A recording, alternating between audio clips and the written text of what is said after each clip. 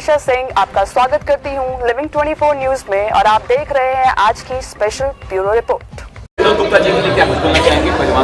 बड़े ही जिंदा दिल, बड़े ही अच्छे इंसान हैं और मैंने वही कहा कि ये 17वां साल है। मैं चाहता हूं कि विनोद जी कम से कम 150-200 साल जिए, लेकिन इसका जब 170वां साल मनाया जाए, 170वां साल उनके बच्चों के द्वारा, बच्चों के बच्चों के द्वारा, तो विनोद गुप्ता जी का नाम स्वर्णिम अक्षरों में लिखा जाए, वो आजीवन अमर रहे।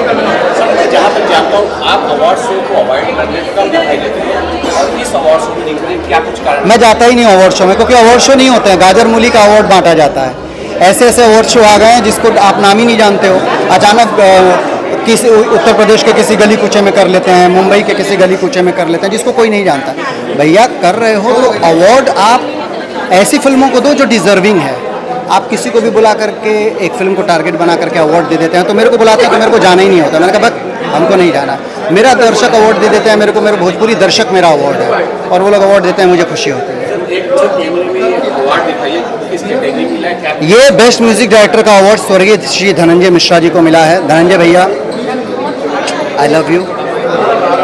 मुझे धनंजय भैया की एक बात याद आ रही है। 2015 में मैं एक शो होस्ट कर रहा था।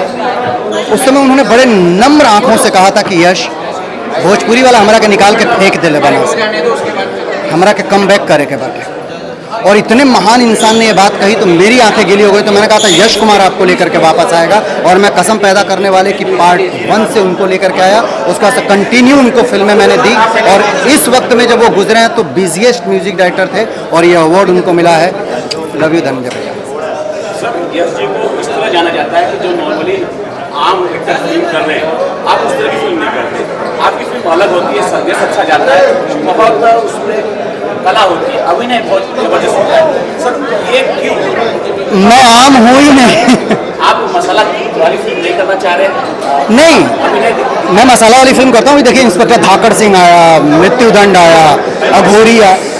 मैं मसाला फिल्म में रूटीन नहीं करना चाहता हूँ। वही लहंगा चोली, वही ढोढ़ी, वही तोर बहन उठा ले, तोर बेटी से ब्याह कर ले, बहुत हो चुका है।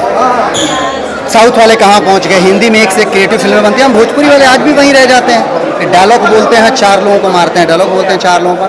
रियल होना चाहिए, सिनेमा रियल होना चाहिए। इसलिए मैं रियलिटी की तरफ मुड़ गया और मुझे बड़ी खुशी होती है कि दर्शकों ने मुझे इतना प्यार दिया जिसकी मुझे उम्मीद नहीं थी। नए कलाकार के लिए बोलना चाहूँगा, यश जी को अपनाया। आप सिंगर नहीं है, लेकिन भोजपुरी लोगों ने, भोजपुरी जनता ने आपको अपनाया बिना सिंगर के। नए कलाकारों को किताब आ रही है, क्या कुछ कारण? कुछ ना कुछ कमी है, उस कमी को सर्च करो, मेहनत करो, अभिनय में वो जान डाल दो कि आपके अभिनय से, आपके चेहरे से दर्शकों का नजर ना हटे, आप हिट हो जाओ। प्रोडक्शन क्या कुछ बताना चाहेंगे?